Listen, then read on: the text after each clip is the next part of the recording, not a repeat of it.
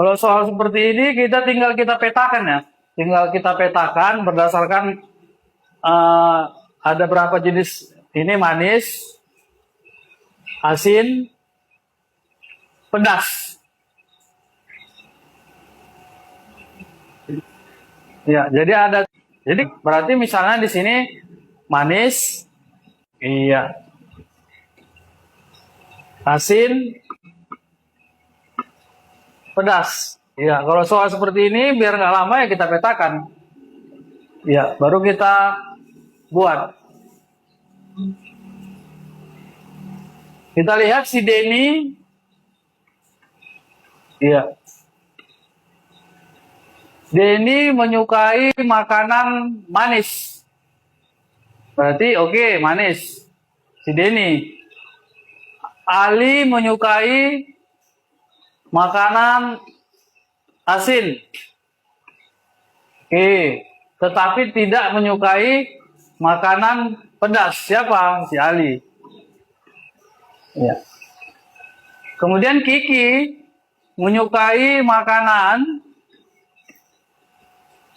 manis dan pedas.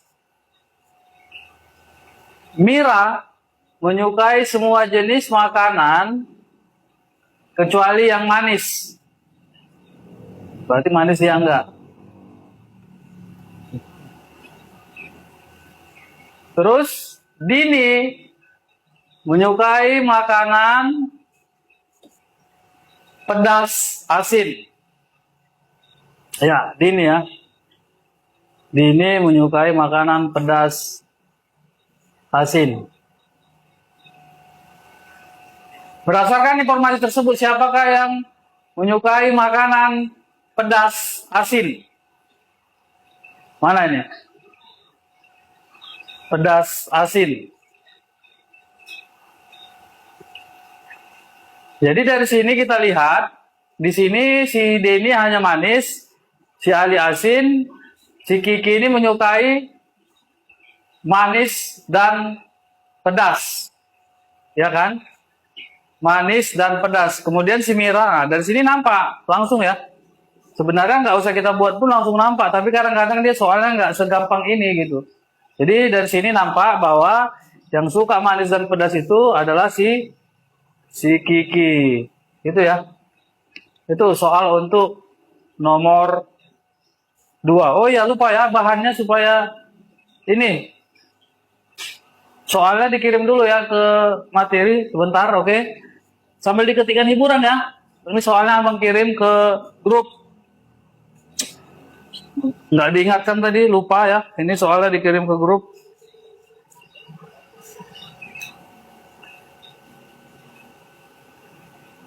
Ya, sudah dikirim di grup, bisa dicek bagi yang siswa bimbel, offline dan online.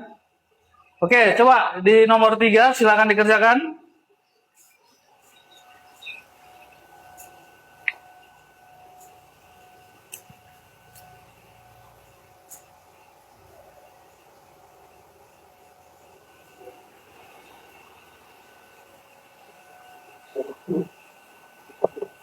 Jangan lupa ketikkan kata hiburan ya, supaya tidak ini.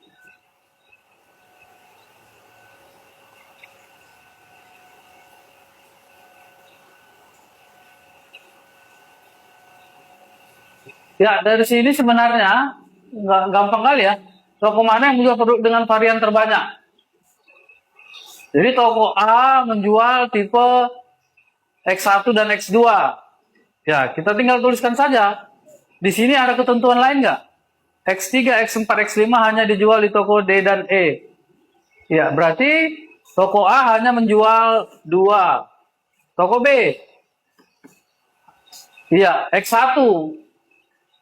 Ya. X1 berarti cuma 1. Terus toko D. Toko D menjual X1, X2. Ada X3, X4, X5 hanya wah, berarti dia menjual 5, semua dijualnya. Kalau E di sini tidak ada ya kan, tapi ya paling nggak E itu ada 1, 2, 3. Iya, berarti dari sini jawabnya adalah yang paling banyak adalah toko D. Iya, ini masih gampang-gampang ya. Hanya soalnya saja yang panjang-panjang, tapi sebenarnya gampang. Itu ya untuk soal nomor 3. Lanjut kita ke soal berikutnya. Ya, silakan. Wah, ini nomor 4-nya hilang ya?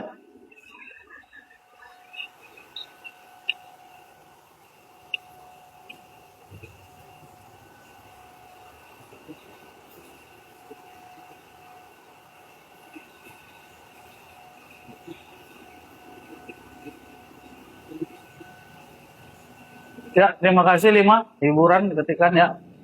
Coba ini mana jawabannya? Silakan di komen. Saya kasih kesempatan buat kalian untuk mengerjakan.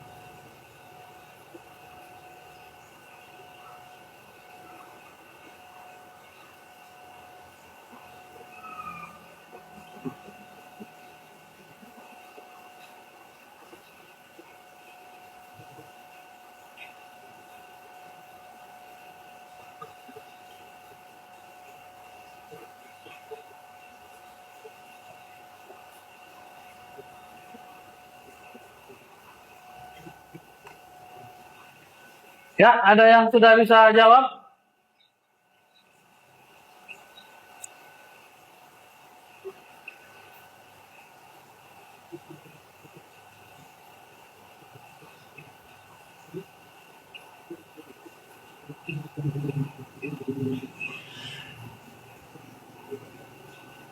Soal ini, ya, si 5. Bagaimana dengan yang lain? Dalam sebuah rangkaian ujian tertulis, ketentuan mengenai urutan pelaksanaan ujian A harus diberikan setelah ujian B. Ya, kita urutkan ini kan. Kita urutkan gini. Kita buat. Berarti katanya di situ ujian A harus diberikan setelah ujian B. Jadi ujian mana dulu? Berarti ujian B dulu, baru ujian A. Ini urutannya. Selain itu, ujian C diberikan sebelum ujian A. Maksudnya antara ujian C dengan ujian A itu pasti ujian C diberikan sebelum ujian A. Berarti kan ujian C itu boleh di sini, boleh juga di sini. Iya, gitu ya. Boleh dia nyelip di situ ya. Dan ujian D hanya akan diberikan jika nilai ujian C rendah. Berdasarkan informasi tersebut, tentukan urutan yang mungkin terjadi untuk pelaksanaan ujian-ujian tersebut. Nah, mana ini yang memungkinkan? Ya, yang memungkinkan itu kan ujian D itu kan di sini tidak diketahui. Kalau dia ujian C rendah, maka diberikan ujian D. Gitu ya. Jadi artinya dari urutan ini, urutannya berarti yang kalau dia ujian normal berarti C, B, A. Ya. Ya kan? Atau B, C, A. Ya. Jadi yang paling memungkinkan itu mana? Ya pasti A ya. Bang, kenapa ini nggak D? Dia kalau C-nya rendah baru D-nya main. Kalau dia C-nya normal ya D-nya nggak main gitu. Jadi yang pasti itu jawabannya adalah A ya. Ya. Lanjut soal berikutnya yuk. Silakan.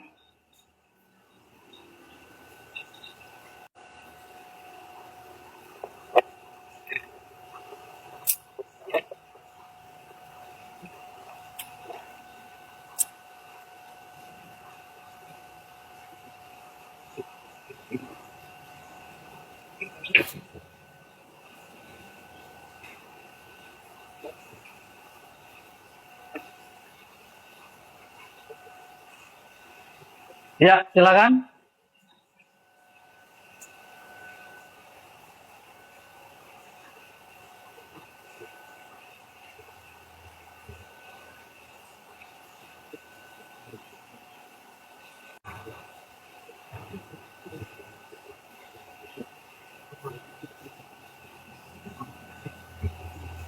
Seperti soal nomor 1 ini sebelumnya ini yang seperti ini ya.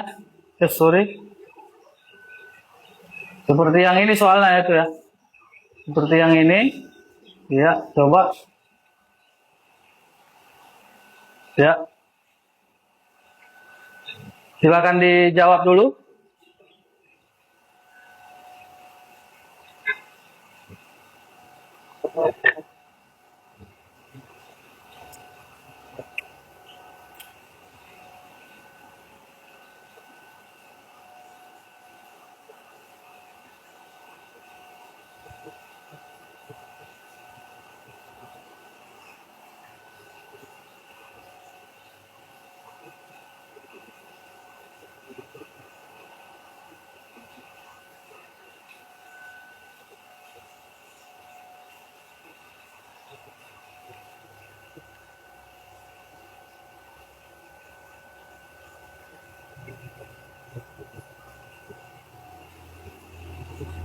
Ya, ada yang bisa jawab? Belum bisa? Wah, bagaimana nih?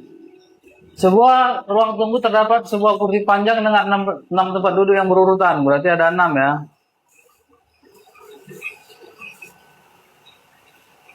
1, 2, 3, 4. Gak apa-apa ya. Kurang proporsional ya. Kita ulangi lah ya.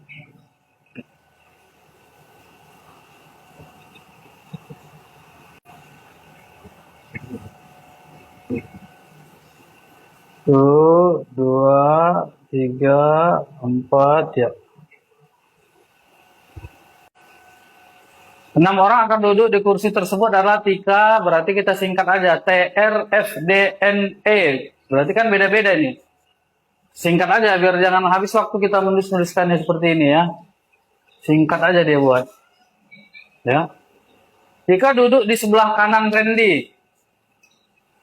Berarti kalau kita gambarkan dari luar ini, Tika duduk di sebelah kanan Randy. Berarti di sini Randy, di sini Tika gitu kan. Kan si Tika berada di sebelah kanan si Randy. Gitu ya. Posisi Vina duduk di antara Dina dan Nia. Posisi Vina duduk di antara Dina dan Nia. Gitu ya.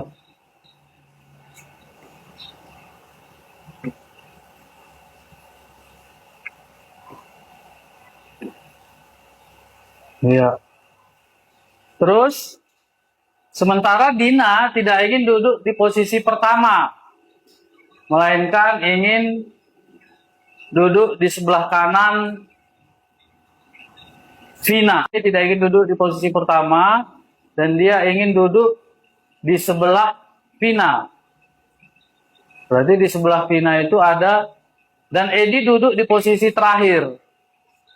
Ya, kita buat aja di sini posisi terakhir ya. Berarti di sini si Edi.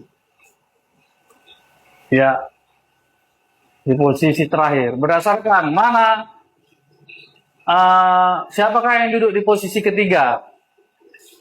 Jadi sementara Dina tidak ingin duduk di posisi pertama, melainkan ingin duduk di sebelah kanan Vina. Ya, berarti si Dina ini rocker ya. Berarti ini kita rocker. Kita rocker. Di sini si Dina. Iya. Di sini ya. Ya. Siapa? Dan Edi. Ya. Kalau kita lihat, ini kan tinggal kita geser nih. Tika duduk di sebelah kanan Randy. Posisi Vina duduk, sementara Dina tidak ingin duduk di posisi pertama. Jadi ini bisa kita geser kemari. Baru RT-nya di situ. Berarti ada beberapa ketentuan yang bisa kita masukkan ya.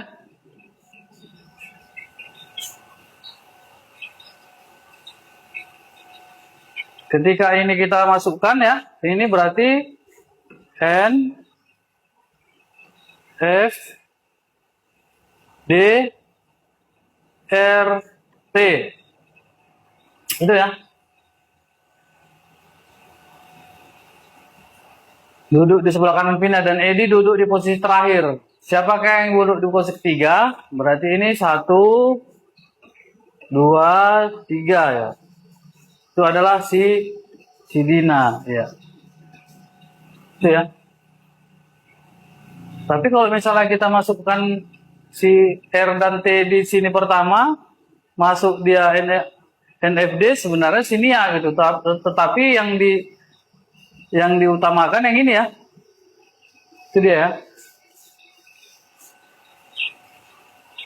Itu jawabannya. Saya. Oke. Lanjut kita ke soal berikutnya. Silakan dijawab. Wah, ini makin panjang soalnya ya. Coba silakan dijawab dulu.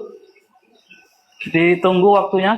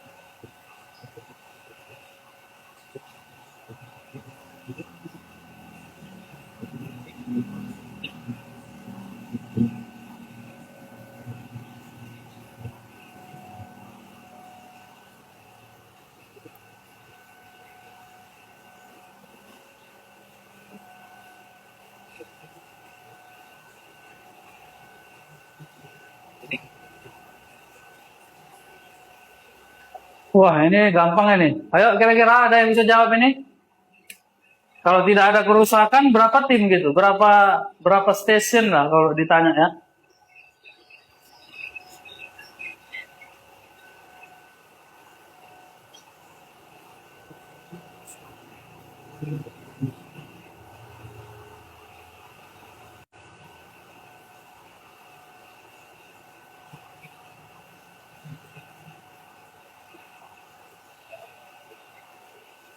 Silakan, belum ada yang jawab ini? Yuk, ditunggu waktunya ini. Jangan semua abang yang jawab nanti.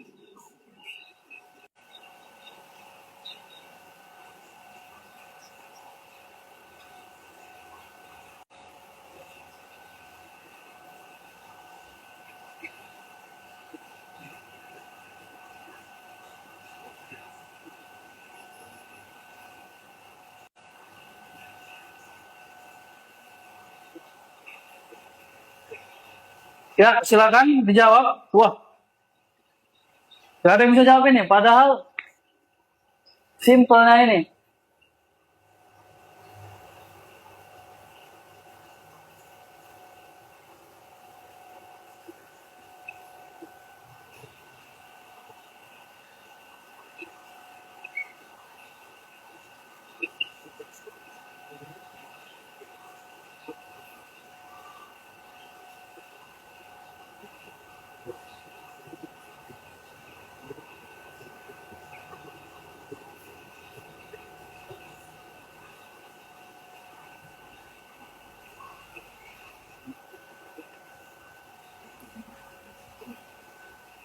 Silakan.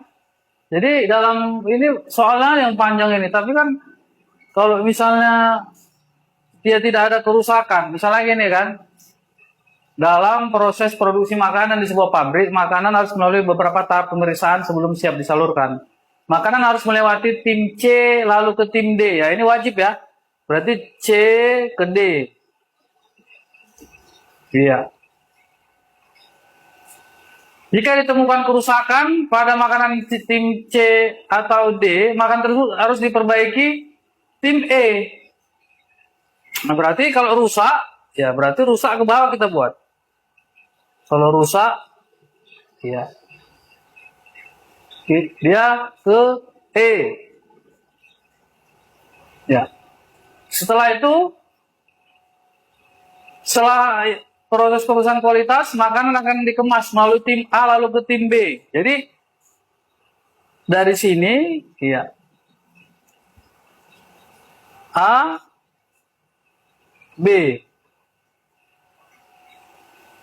Ya, tetapi ketika kerusakan di bagian ini diperiksa oleh tim F. Iya, tim F. Setelah pemeriksaan selesai, kemudian, nah ini baru siap disalurkan. Kalau udah ini kan, berarti ini disalurkan. Disalurkan. Jadi katanya kalau tidak ada kerusakan, berarti ketika tidak ada kerusakan, berarti apa yang terjadi? Kita hapuslah. Iya, berarti ini kita hapus yang rusak ini. Ini juga kita hapus yang rusak. Iya, jadi tinggal jawabannya adalah C, D, A, B. Berarti ada berapa tim? Iya, berarti ada hanya 4 tim saja. Ya, jadi jawabannya C. Itu ya, gampang ya. Ya.